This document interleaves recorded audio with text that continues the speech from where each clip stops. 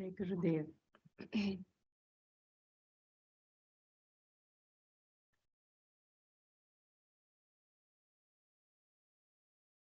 Om Sahana Vavatu Sahanau Bhunaktu Sahaviryankaravavahai Tejasvinavadhitamastu ma vidvishavahai.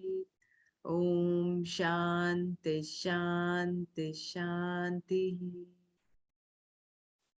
Narayanam Namaskritya Naram Chaiva Narottamam Devim Saraswatim Chaiva Tato Jayamudirayet.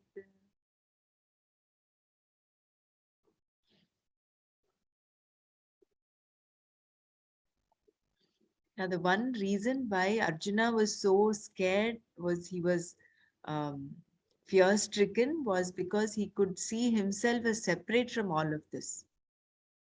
So that is the difference, I think, between how Prahlada saw Narasimha's avatar as well as against Arjuna seeing the Vishwarupa. And therefore he was fear-stricken. And all those, the description that he gives of people getting into the fiery mouths, getting crushed. In fact, just imagining that itself, it's a little beyond imagination, but whatever little our minds can imagine itself is quite a gory sight. And that he tells him ultimately that he's only an instrument. Nimitta matram bhava savya sachin. Yeah. Can you project that sloka where he asks, who are you? You know, like I didn't completely get that one word he said about it. Bhagavan Vacha. Let me show it 1 second.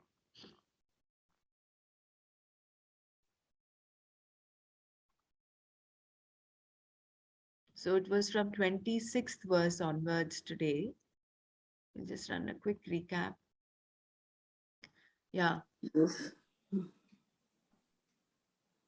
Ami chatvam dhritarashtrasya putraha sarve sahayvaiva Nipala Sangaihi Bhishmo Drona Sutaputrastatasau Sahasmadi Yairapi Yodha Mukyaihi. So he sees all of them being hurriedly entering the mouth, different mouths.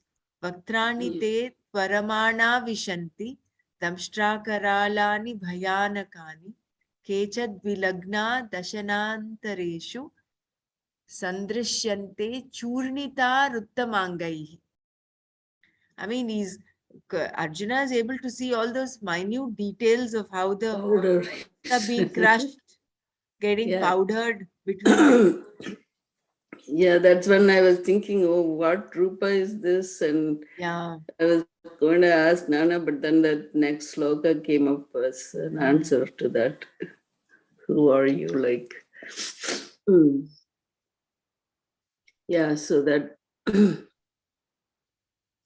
Hariom, Brahmaraji, rishis were doing stuti outside his mouth, right?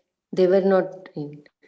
So those who were free, they were doing his stuti from outside.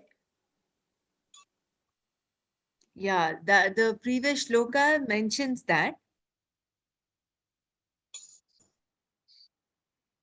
That is what is mentioned.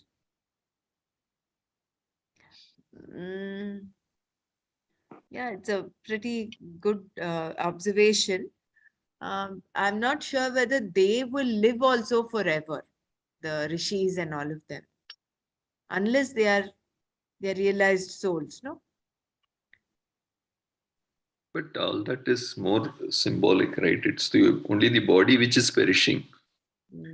The Atma will remain, whether it is, meaning that's the substratum. So I feel that doesn't go anywhere.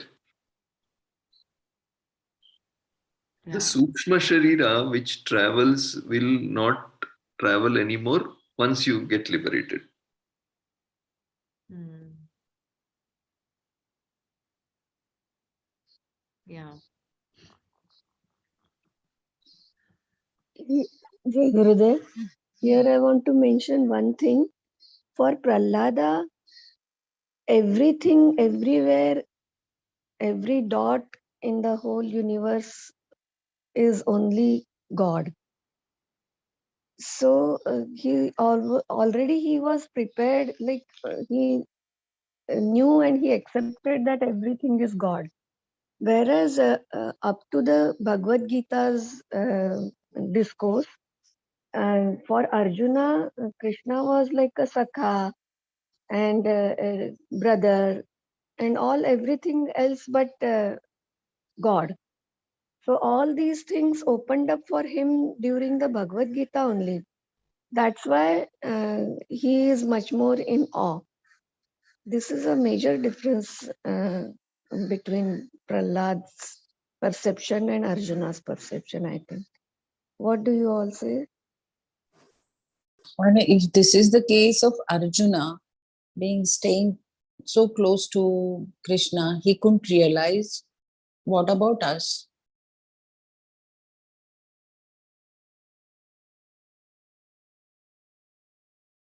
The question is that he asked him to show his rupa, right? I mean, what is he like? His real rupam. Then he shows this rupa. That my question is like whether this is the real. I mean, this is the God rup, which has the whole universe inside, and have all the actions are happening there.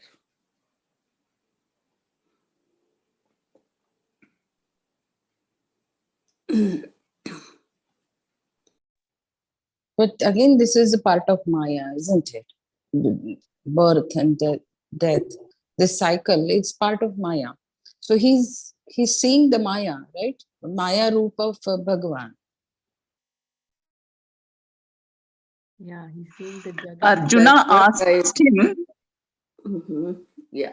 when Bhagwan said, I am the Meru, I am the, like he said, all the best you see in the world is me. And Arjuna asked Bhagwan to show him that description. And when Bhagwan shows beyond that also, no?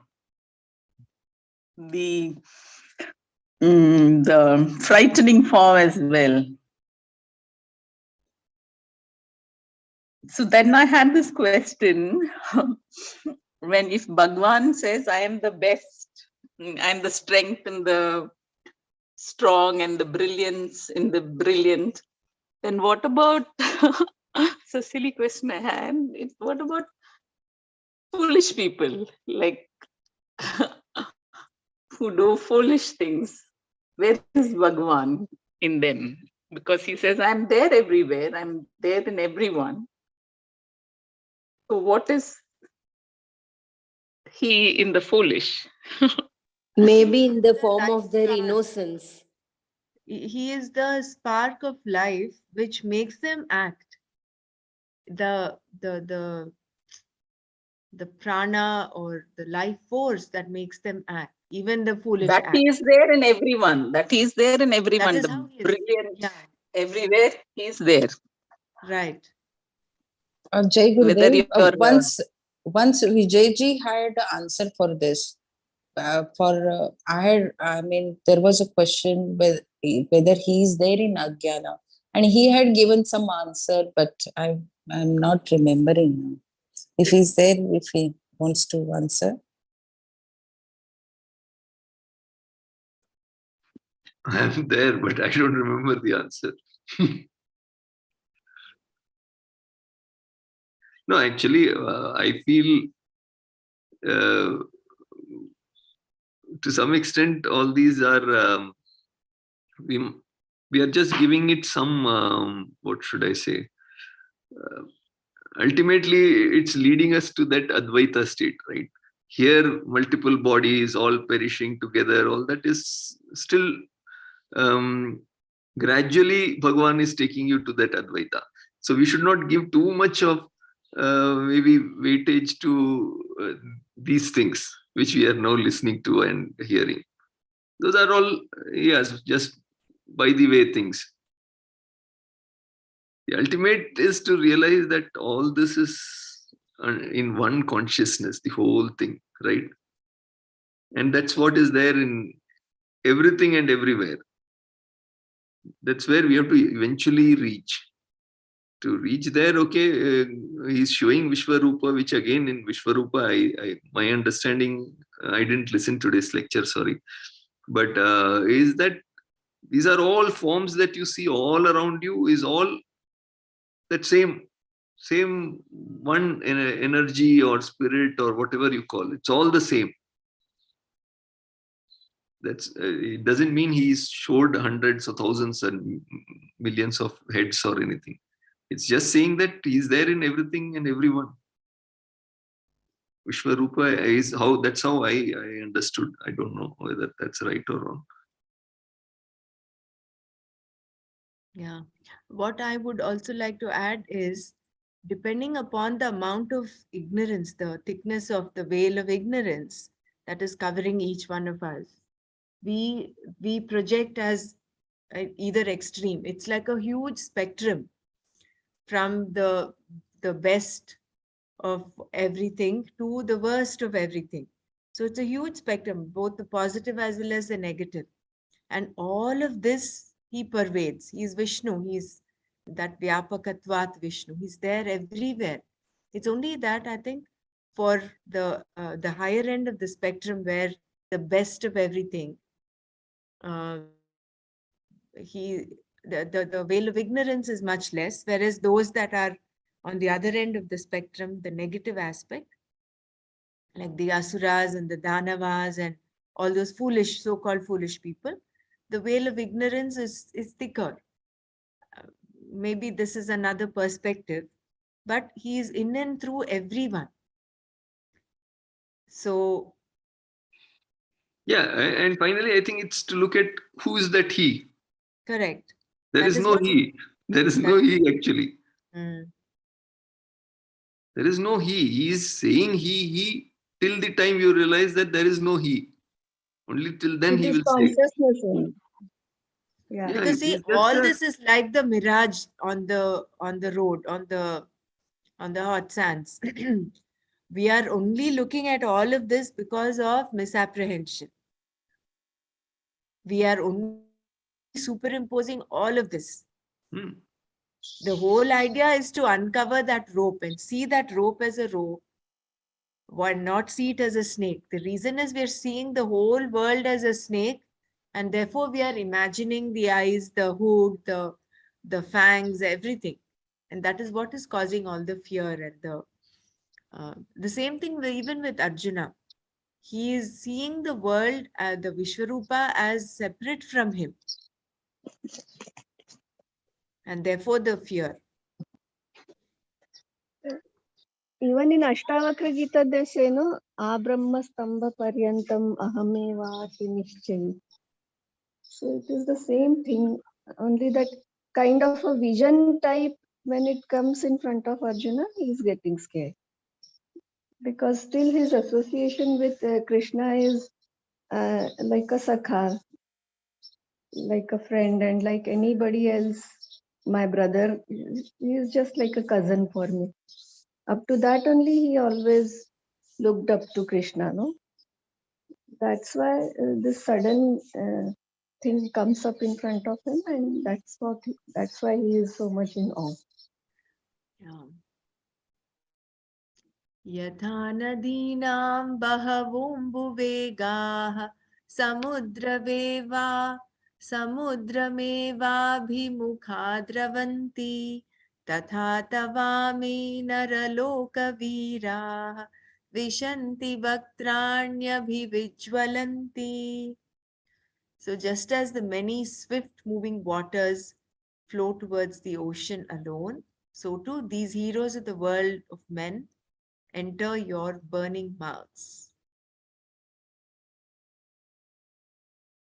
Yatha pradiptam jwalanam patanga विशन्ति नाशाय समृद्धवेगाः तथैव नाशाय विशन्ति लोकाः तवापि वक्त्राणि समृद्धवेगाः.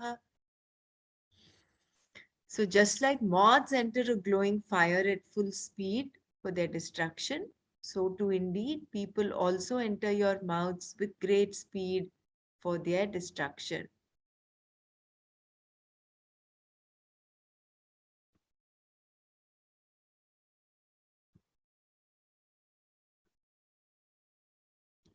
लेलिह्यसे ग्रसमानः समन्ताः लोकान् समग्रान् वदनैर्ज्वलब्धिः तेजोभिरापूर्वजगत्समग्रं भासस्तवोग्राः प्रतपति विष्णुः. So completely swallowing all the people with your burning, brilliant mouths, you lick again and again, filling up the entire world with brilliance. Your cruel flames burn, O Vishnu. So lelihyase is licking again and again. Yeah. Akhyahi me ko bhavanugra rupo namostu te devavara prasida विज्ञातुमिच्छामि भवन्तमाद्यं न हि प्रजानामि तव प्रवृत्तिम्. So please tell for my sake, who are you? Who has this terrible form? Salutations to you, O exalted among the gods. Be gracious. I wish to know you, the cause, because I do not at all understand your actions. Arjuna is so bewildered. He's finding so many of those people still to fight. They're all supposedly still in front of him over there. Bhishma, Drona, Karna and all of them. But he's already seeing them getting into his mouth. He's licking them. He's licking his mouth as if he's enjoying it. So he's completely confused now. He says, for my sake, tell me, who are you? Who is this? Who has this terrible form?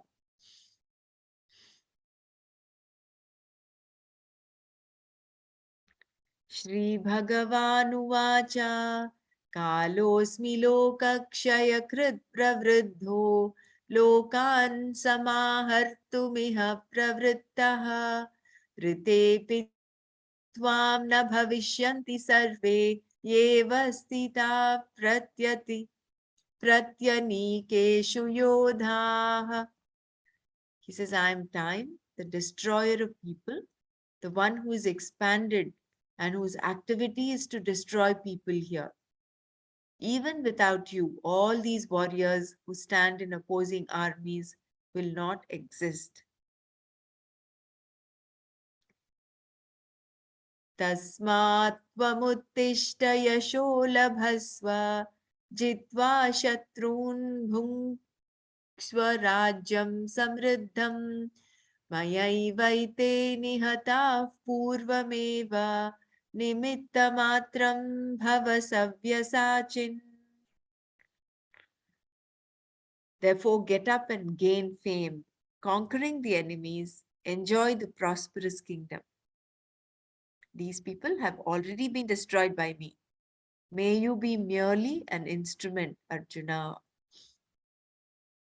I'm so reminded of what Gurudev keeps mentioning. He says, whether you do it or not, seva will be done. I am only giving you an opportunity to be an instrument.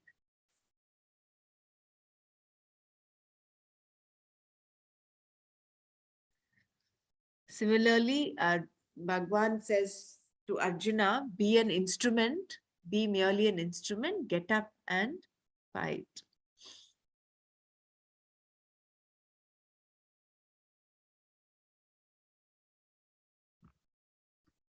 Anyone wants to share anything before we go to Atma Bodha?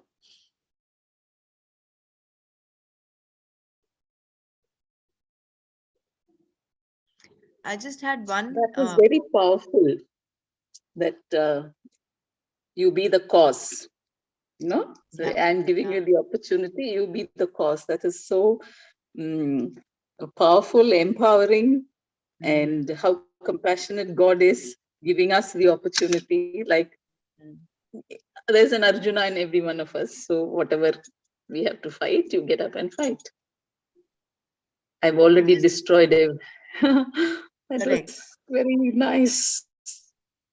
It is like parents playing a game with the child, and then he has already lost. He knows that it is not me who is going to win, but still the father has done the game, but he is giving him the chance that you play now the dice and you win.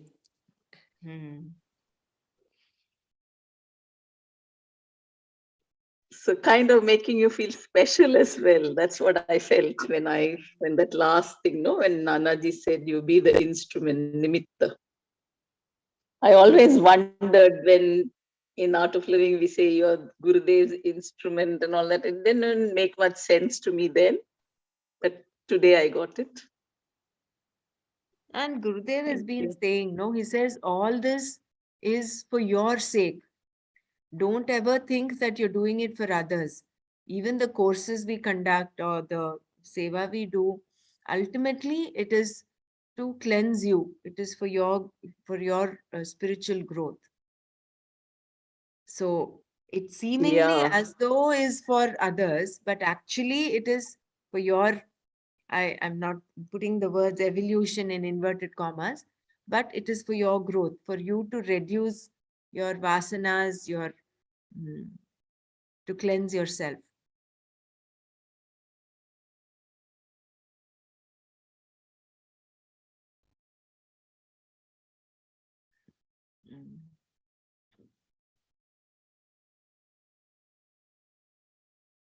So that will also, being an instrument, this will also take away the pride and the ego that we might get when we are doing things. It is already done. We are only being the conduit of that, whatever supposedly, apparently being done. So our role is very, very simple. It is just to be channelizing whatever is to happen already, or it's already happened. We are only channelizing it through this mortal body, mind, intellect.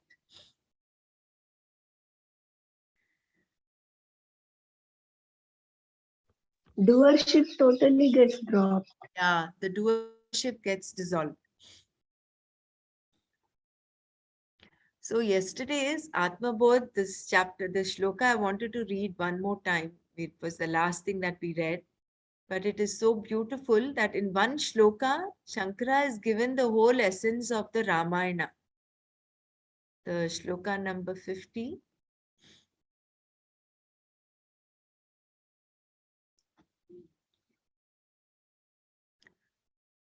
Tirtva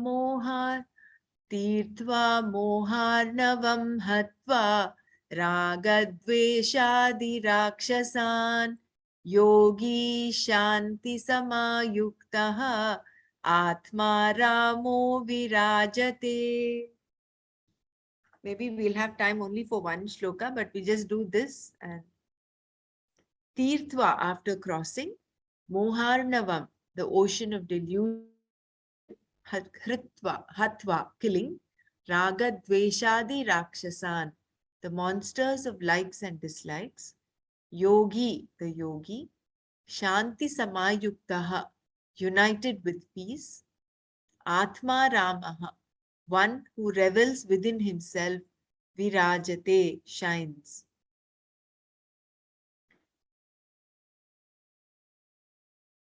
So, after crossing the ocean of delusion and killing the monsters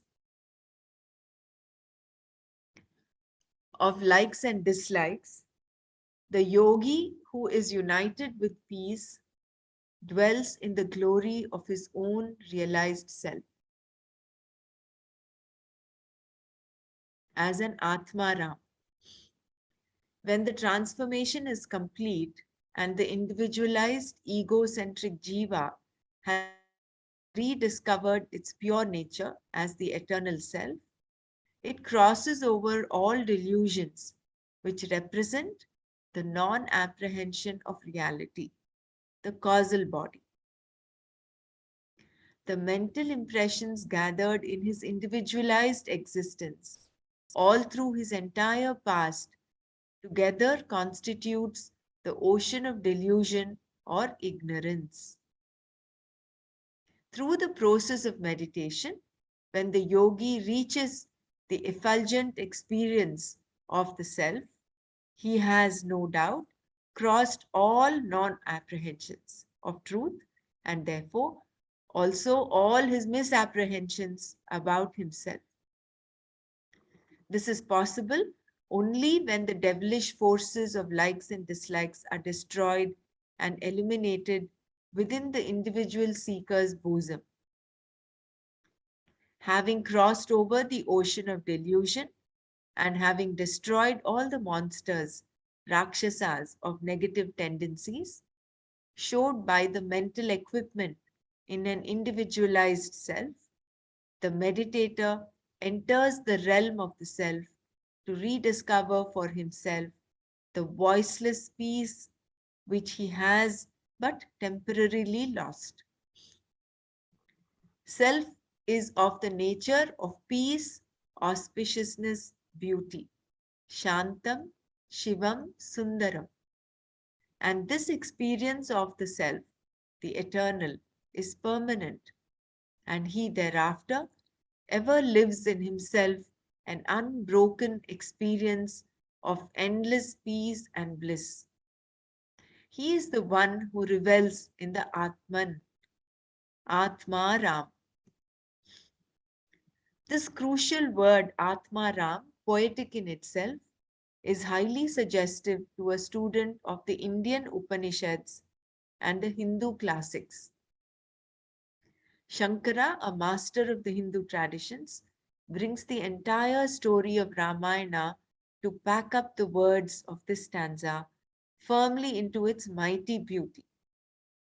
Valmiki, who wrote Ramayana, not only wanted to give to his readers a complete picture of an ideal man living all possible conditions, but he has also his own lived experience of the self to express. Valmiki was no mere author and publisher. He was essentially a man of realization, a champion of the scriptures. This inner symbolisms and significances of the Ramayana are generally lost sight of by the students, who are charmed away by the minute beauties in the workmanship of his pen. Shankara in this stanza hints at the deep significance of Ramayana taken as a whole. The very name of the hero of this great classic is significant and suggestive. Ram, that is, Sarve Ramanti iti Rama, means the one reveller who revels everywhere in all bosoms. The self, Ram, wedded to Sita, its own nature of peace, lives on joyously with unperturbed equanimity, both in the kingdom of Ayodhya and in the jungles of his exile. His sorrows start when his consort Peace falls a prey into the hands of Ravana, the 10-headed monster. This represents the lower animal nature in an individual, which has 10 heads even today. The 5 organs of perception and the 5 organs of action. The kingdoms of the secular and of the materialist can never sustain for long within the boundaries of the Aryavarta, the land of the Sanatana Dharma, the garden of spirituality. In an era of Rama Rajya, Ravanas cannot be the governors. Rama, then seeking for his consort, has necessarily to cross the ocean, reach Lanka, destroy the demonic forces, and rediscover Sita, his lost piece. Shankara mentions in this stanza that the ocean to be bridged over is the delusory attachments and fascinations, and the forces that array themselves against Ram are the negative tendencies which are natural in a deluded mind. When the inner personality is purified and rehabilitated, peace, the eternal consort of the self, is regained. Thereafter, the man of realization rules over the kingdom of life from his capital called the effortless Ayodhya. It is only in Sanskrit that a classic can be summarized by the suggestiveness of the words that are at once directly describing the highest spiritual truth. This is so beautiful. Yeah. I'm just reminded of my the songs that my grandmother used to sing and teach us. They were simple songs.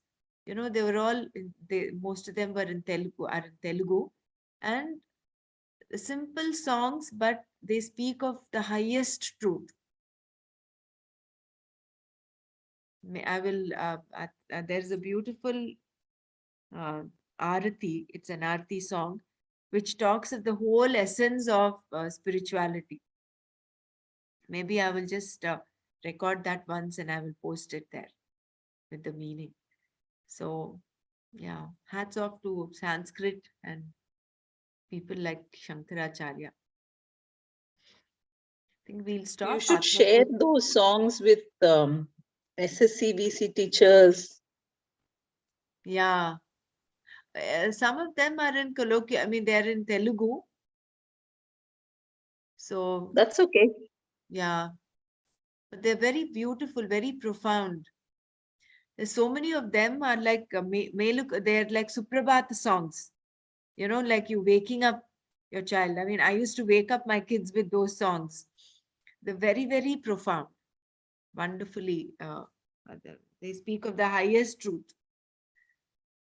I think that is our Indian, you know, the cultural web, the ethos, the spiritual ethos is spread far and wide. Therefore, the importance of Puranas and these little songs, folklore, that is why it is so important to uplift and keep all this alive. That you know, Gurudev's work is so wonderful. Right now, he's in Africa and he's like just uplifting everything there. Yeah. Such a deep significance to whatever he's doing in the world. So shall we start Bhagavad Gita chanting? Today we'll do chapter 11 and 12.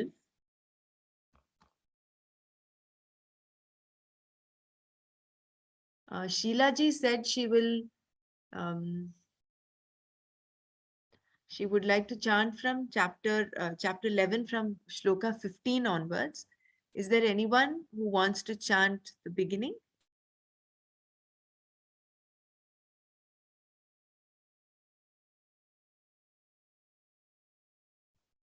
And Ahila had actually wanted to chant chapter 12, but I know Madhuri ji also wanted to chant.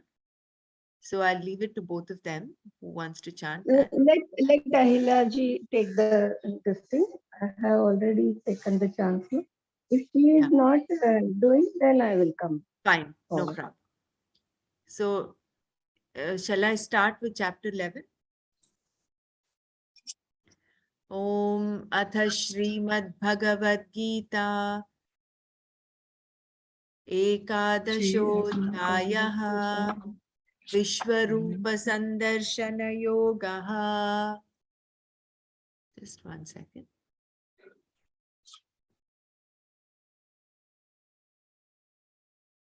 Arjuna Uvacha Madanugrahaya Paramam Guhyamadhyatma Sangitam Yatvayoktam Vachastena Mohoyam Vigato Mama.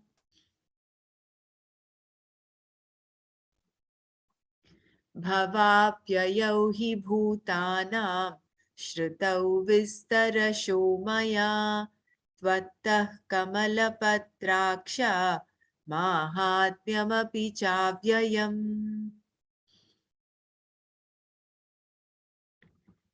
एवमेतद्यथा तत्त्वम् आत्मानं परमेश्वर द्रष्टुमिच्छामि ते रूपम् ऐश्वरं पुरुषोत्तमा।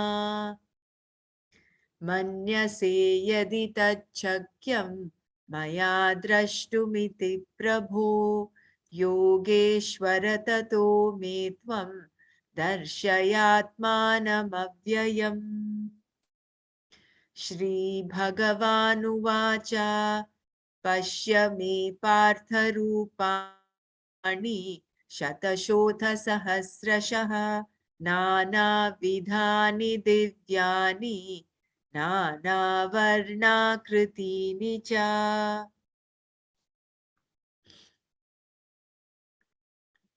पश्यादित्यान् वसून् रुद्रान् अश्विनौ मरुतस्तथा बहून्यदृष्टपूर्वाणि पश्याश्चर्याणि भारत।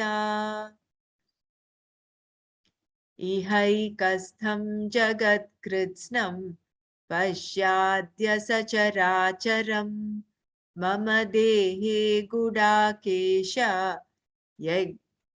यच्छान्यद्द्रष्टुमिच्छसि। न तु मां शक्यसे द्रष्टुम् अनेनैव स्वचक्षुषा दिव्यं ददामि ते चक्षुः पश्य मे योगमैश्वरम्।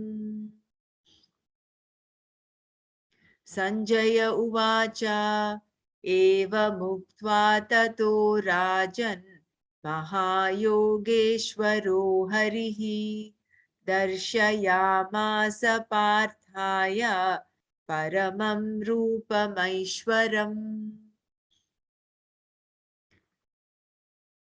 अनेकवक्त्रनयनम् अनेकाद्भुतदर्शनम् अनेकदिव्याभरणम् दिव्यानेकोद्यतायुधम्।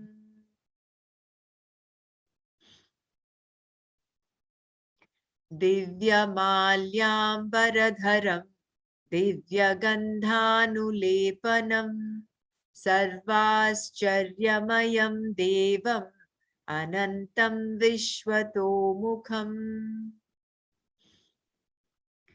दिवि सूर्यसहस्रस्य भवेद्युगपदुत्थिता यदि भासदृशी सा स्यात् भासस्तस्य महात्मनः। तत्रैकस्थं जगत्कृत्स्नं प्रविभक्तमनेकधा अपश्य देवदेवस्य शरीरे पाण्डवस्तदा। ततः स विस्मयाविष्टो हृष्टरोमा धनञ्जयः प्रणम्य शिरसा देवं कृताञ्जलिरभाषत। Hilaji, you can take over from here. Jai Gurudev. Arjuna Uvacha Pashyami Devanstava Deva Dehe Sarvanstatha Bhuta Vishesha Sanghan Brahmanamisham Kamalasanastam Rushyum Cha Sarvan Ragamscha Divyan Anekabahu Daravatra Netram Pashyami Tvam Sarvatonantarupam Nantannamadhyam Napunastavadim पश्यामि विश्वेश्वर विश्वरूपम् पश्यामि विश्वेश्वर विश्वरूपम् किरीटिं गदिं चक्रिणीं च तेजो राशिं सर्वतो दीप्तिमन्तम् पश्यामि त्वां दुर्निरीक्ष्यं समन्तात् दीप्तानलार्कद्युतिमप्रमेयम् त्वमक्षरं परमं वेदितव्यं त्वमस्य विश्वस्य परन्निधानम् त्वमव्ययः शाश्वतधर्मगोप्ता सनातनस्त्वं पुरुषो मतो मे अनादिमध्यान्मनन्तवीर्यम् अनन्तबाहुं शशिसूर्यनेत्रम् पश्यामि त्वां दीप्तहुताशवक्त्रं स्वतेजसा विश्वमिदं तपन्तम्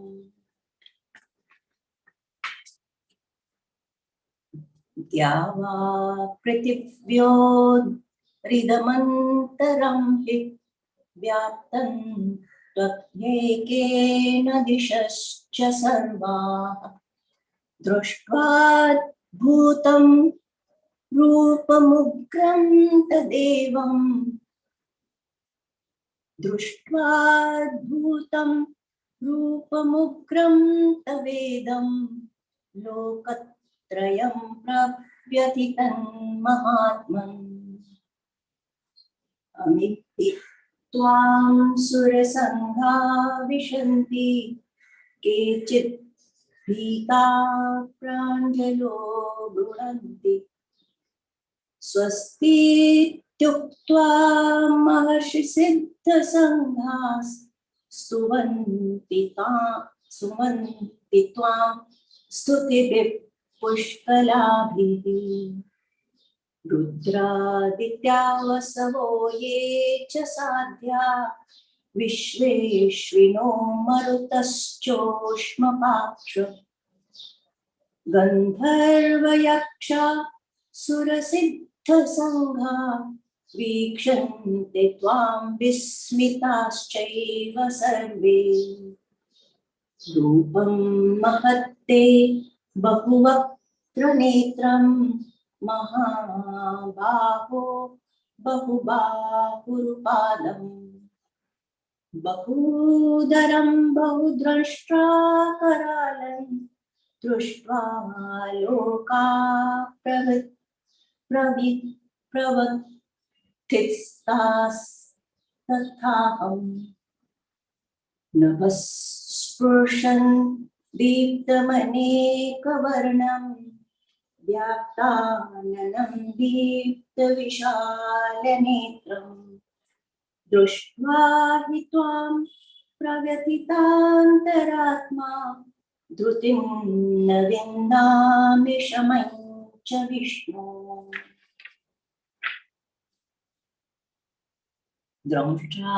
द्रष्टाकरालानि च ते मुखानि दृष्ट्वैव कालानलसन्निभानि दिशो न जाने न लभे च शर्म प्रसीद देवेश जगन्निवास अमी च त्वां धृतराष्ट्रस्य पुत्रास् सर्वे सहैवावनिपालसंघे भीष्मो द्रोणः सुतपुत्रस्तथासौ सहास्मदीयैरपि योद्धमुख्ये वक्त्राणि ते त्वरमाणा विशन्ति दंष्ट्राकरालानि भयानकानि केचित् द्विलग्ना दशनान्तरेषु सन्दृश्यन्ते चूर्णितैरुत्तमाङ्गैः यदा यथा नदीनां बहवोऽम्बुवेगाः समुद्रमेवाभिमुखा द्रवन्ति तथा तवामि नरलोकवीरा विशन्ति वक्त्राण्यभिज्वलन्ति यथा प्रदीप्तेन ज्वलनं पतंगा विशन्ति नाशाय समृद्धवेगाः तथैव नाशाय विशन्ति लोकास्तवापि पत्राणि समृद्धवेगाः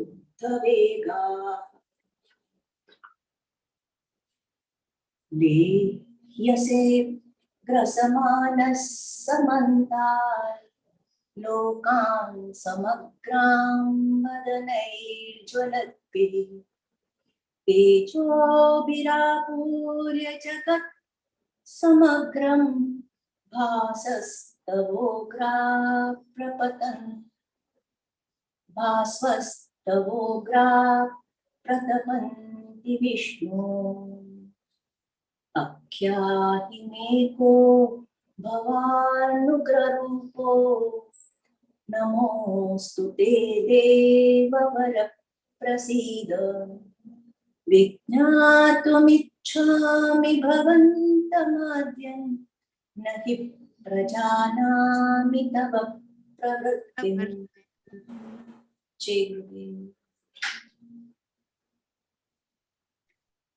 Ramaraji? Yeah. Thank you. Shri Bhagavanuvacha Kalosmi lokakshayakrit pravriddho lokan samahartumiha pravrittaha rite pitvam na bhavishyanti sarve yeva stita pratyanikeshu yodhaah तस्मात् त्वमुत्तिष्ठ यशो लभस्व जित्वा शत्रून् भुङ्क्ष्व राज्यं समृद्धम् मयैवैते निहताः पूर्वमेव निमित्तमात्रं भव सव्यसाचिन् द्रोणं च भीष्मं च जयद्रथं च कर्णं तथान्यानपि योधवीरान् मया हतास्त्वं जहिमा व्यथिष्ठा युध्यस्व जेतासि रणे सपत्नान् संजय उवाच एतत् श्रुत्वा वचनं केशवस्य कृताञ्जलिर्वेपमनाः किरीटी नमस्कृत्वा भूय एवाह कृष्णं सगद्गदं भीतः प्रणम्य अर्जुन उवाच स्थाने हृषीकेश तव प्रकीर्त्या जगत्प्रहृष्यत्यनुरज्यते च रक्षांसि भीतानि दिशो द्रवन्ति सर्वे नमस्यन्ति च सिद्धसङ्घाः कस्माच्च तेन कस्माच्च तेन न मेरनन्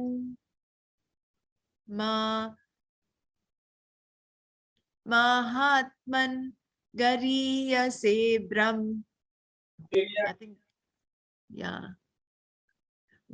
कस्माच्च तेन न मेरन् महात्मन् गरीयसे ब्रह्मणोऽप्यादिकत्रे अनन्तदेवेश जगन्निवास त्वमक्षरं सदसत्तत्परं यत् त्वमादिदेवः पुरुषः पुराणः त्वमस्य विश्वस्य परं निधानम् वेत्तासि वेद्यं च परं च धाम त्वया ततं विश्वमनन्तरूपा वायुर्यमोऽग्निर्वरुणः शशाङ्कः प्रजापतिस्त्वं प्रपितामहश्च नमो नमस्तेऽस्तु सहस्रकृत्वः पुनश्च भूयोऽपि नमो नमस्ते नमः पुरस्तादथ पृष्ठतस्ते नमोऽस्तु ते सर्वत एव सर्वा अनन्तवीर्यामितविक्रमस्त्वं सर्वं समाप्नोषि ततोऽसि सर्वः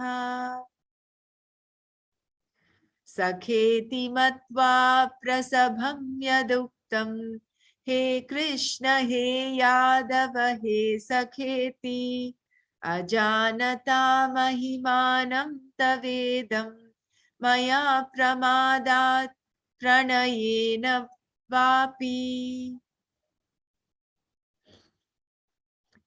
यच्चावहासार्थमसत्कृतोऽसि विहारशक्यासनभोजनेषु एकोऽथवाप्यच्युत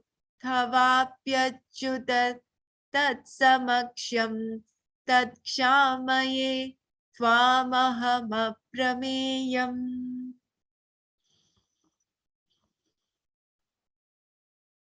पितासि लोकस्य चराचरस्य त्वमस्य पूज्यस्य गुरुर्गरीयान्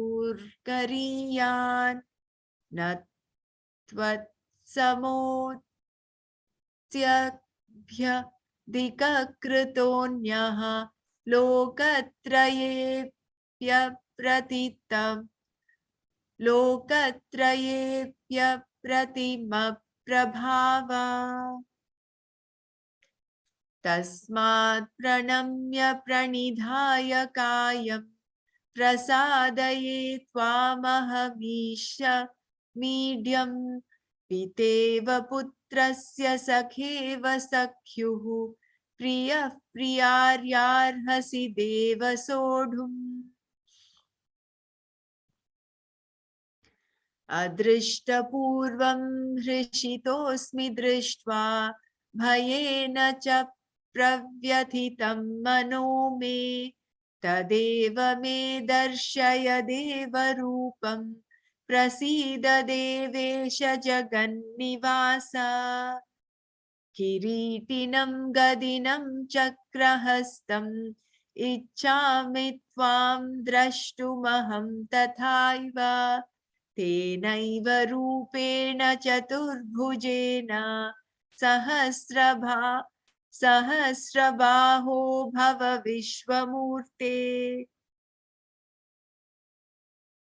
श्रीभगवानुवाच मया प्रसन्नेन तवार्जुनेदं रूपं परं दर्शितमात्मयोगात् तेजोमयं विश्वमनन्तमाद्यं यन्मे त्वदन्येन न द्रष्टपूर्वम्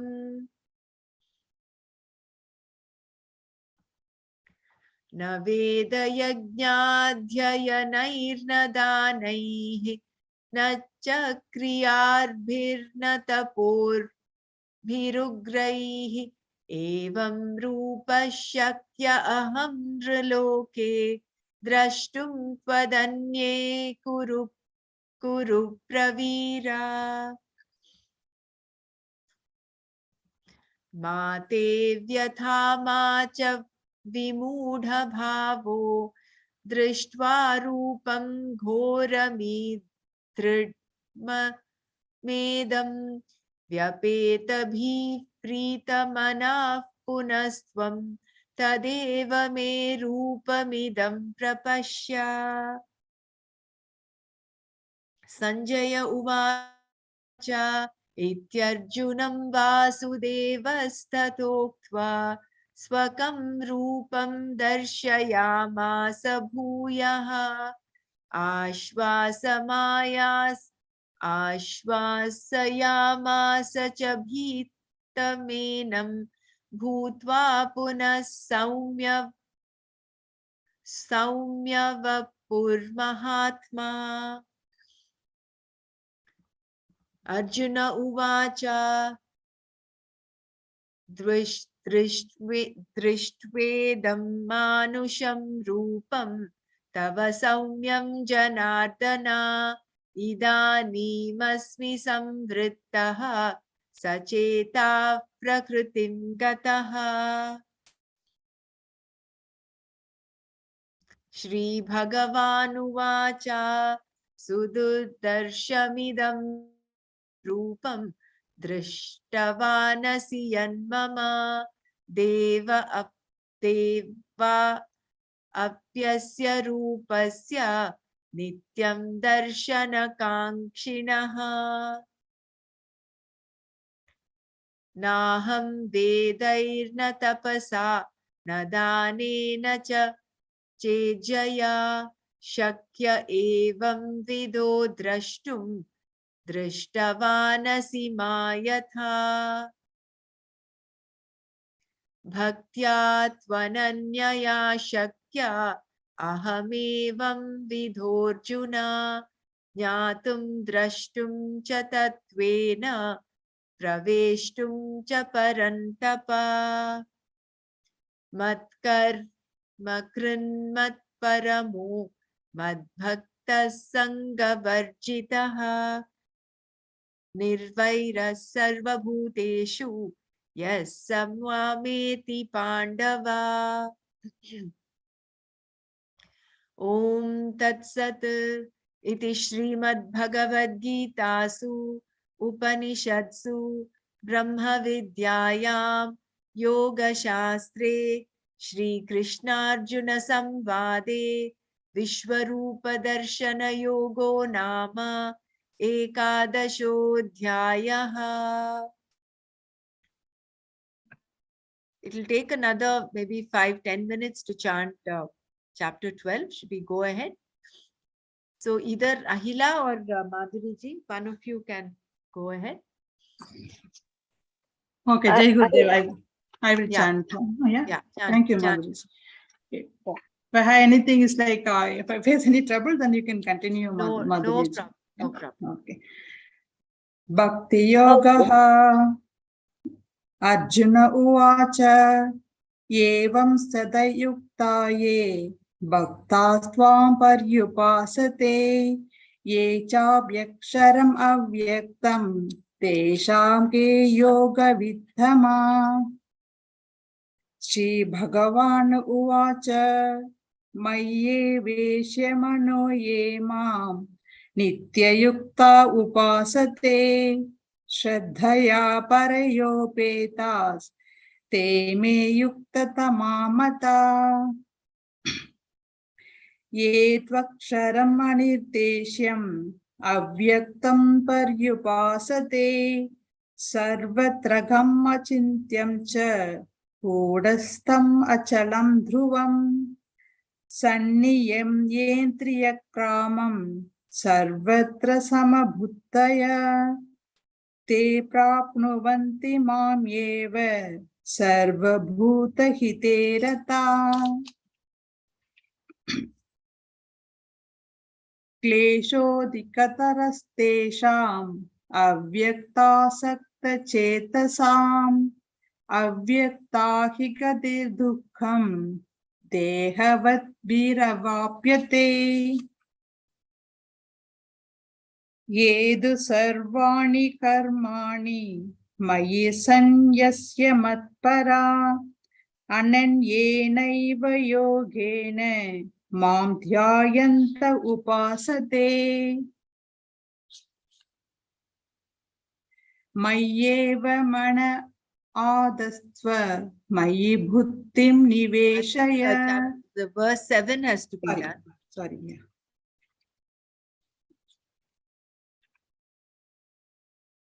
Teshamaham samudharta mrityu samsara sagarat bhavami nachirat partha maya veshita chetasam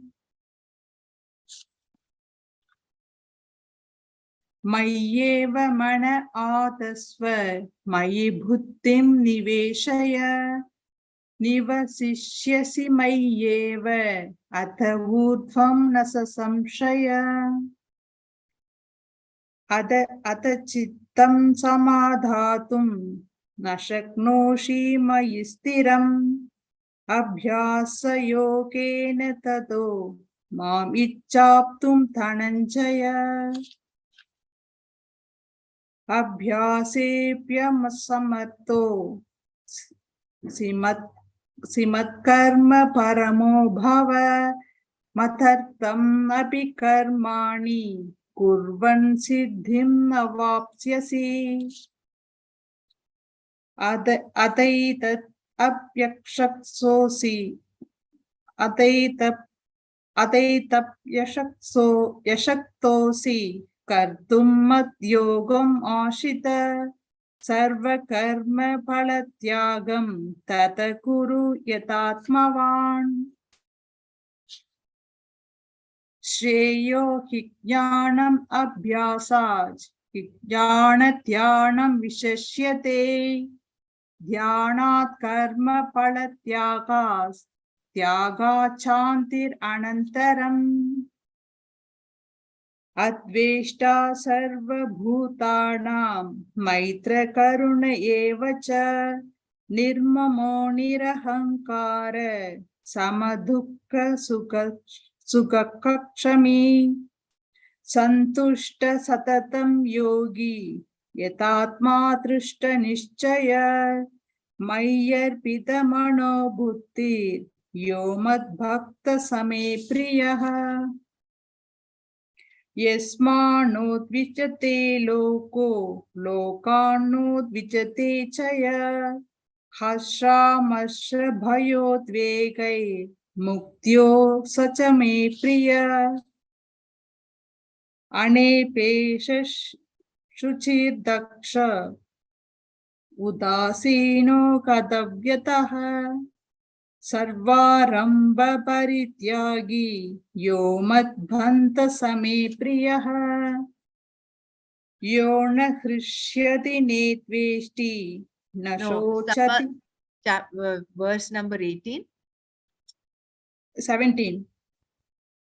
17, is it? Oh, 1 second. Yo na hrishyati natveshti na shochati na kankshati. I think 17 is missing here in the Gita PDF. Go ahead and chant. Shubha Shubhava Parityagi Bhaktiman Yasame Priya Sama Shaktrau Chamitrecha Tatha Manapamanayo Shitoshna Sukha Dukkekshu Samasanga Vivachita Tulya Ninta Stutir Mauni Santushto Yena Kenachit Aniketa stiramadi bhaktiman me priyo nara yedu dharmatramam idam yadhoktam paryupasate shraddhatanamat prama bhaktaste diva me priya Shri Arjuna uvacha Prakrutim Purusham Chaiva Kshetram Kshetrakcham Yevacha Ahila, we'll finish the last ending of the Bhakti Yoga. Yeah, and the then Arjuna watch. You said no, this 13th chapter you had to finish that. No, that is true. You'll finish the end of Bhakti Yoga and then go to the 13th chapter. So Okay. that's Satiti. That I don't know, Doctor. Can you chant, please? Okay. Om Tat Sat Iti Srimad Bhagavad Gita Su Upanishadsu Brahma Vidyayam Yoga Shastre Shri Krishna Arjuna Samvade Bhakti Yogo Nama Dvadashodhyayah Atha Trayodashodhyayah. Yeah, you can chant this one. Arjuna Uvacha Prakritim Purusham Chaiva Kshetram Kshetraktam Evacha Yedat Viditum Ichchami Jnanam Nyayam Cha Keshava. Jai Gurudev. Very nice. Very nice that. Very nice. Thank you. We done some mistake, I think. If anything is like to there are some. That is why we chant that Kshama Parada Stotram, where any pronunciation errors and all that. Yeah. We let Can you please chant? Jai Gurudev Brahmaraji. Yes. In this Gita Press Gorakhpur, the 13th chapter starts from Shri Bhagavan Uvacha. Idam I think there Shariram are correct. There are some differences. That's what Nana had mentioned. Some books have 700 verses, some have 701. Maybe that is the extra verse. So could be that. And in fact, Gita Press does not have, this Swamiji's PDF does not have Shloka 17. It's somehow missed. Yeah, I yeah. don't know how. Yeah. Correct. Yona Rushyati na Tveshti na Shochati. Right, that is not there. Mantrahinam kriyahinam bhaktihinam janardhana yat kritantu maya deva paripurnam tadastu me.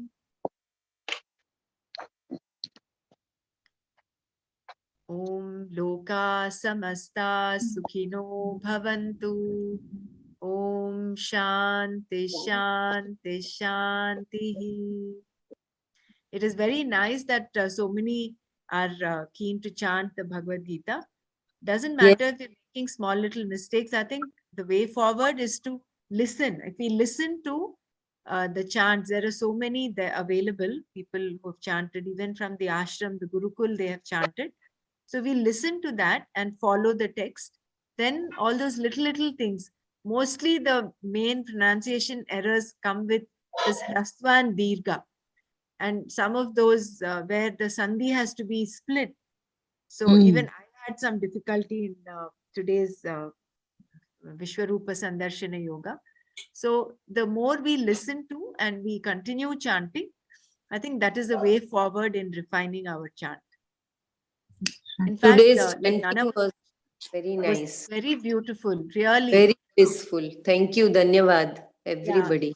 Yeah, and today is Ahila's The birthday. devotion. Let's wish her happy birthday. Oh, Who's? thank you. Thank you. Ahila's birthday. सागर में एक लहर उठी तेरे नाम की जय मुबारक खुशियाँ आत्मज्ञान की भगवद गीता की जय Gurudev. Such a beautiful. Thank you so much. Yeah, given that opportunity. Thank you so much. Thanks. Wonderful. Very nice. So tomorrow we'll do chapter 13 and 14. Any of you is keen to chant, please please inform so we can go ahead. So are we doing, I thought we are going back to 1 and 2. No? No, we'll complete chapter okay. 18, no, till. Achha.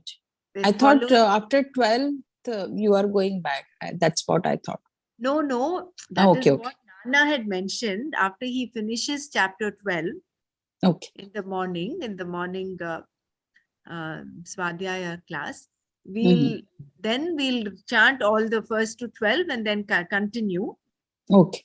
But this Gita chanting that we have taken up as part of Gurudev's advice, we'll continue chanting till we finish chapter 18. Okay. Get it. So tomorrow we'll Are we going to take break on Ganesh Chaturthi? I don't think so. Okay. Do you think we should take? I think we should continue. No, we'll continue. Yes, we will continue. Yeah. Okay. No problem. We have this big lot of people come, no? We have big celebration. It's okay. Fine. Correct. Yeah. Anyway, we'll ask Nana if he, we'll see how it is. Personally, I think we should continue because, Okay. yeah, I know. Anyway, that's my personal view, but we'll wait for the consensus and we'll wait for what Nana has to say. Sure. But I think Manana will continue and we'll chant the Gita that day. Gurudev, for some reason, has mentioned, and for me, Gurudev's words are like Vedvak because Agya, it has to be followed, come what may. Correct. So Correct. that he said chant until Ganesh Ganesh Chaturthi. Chaturthi. So we'll see in case Nana does not have his class, which I am doubtful, he will continue, I think. We will see whether we can chant as many shloka, as many chapters that day. To chant the whole Gita is a little ambitious. We need time. We need about 2.5 to 3 hours, but it's doable. We'll see if we have the time. We'll maybe do that one of these days. Okay. Jai Gurudev. Jai Gurudev.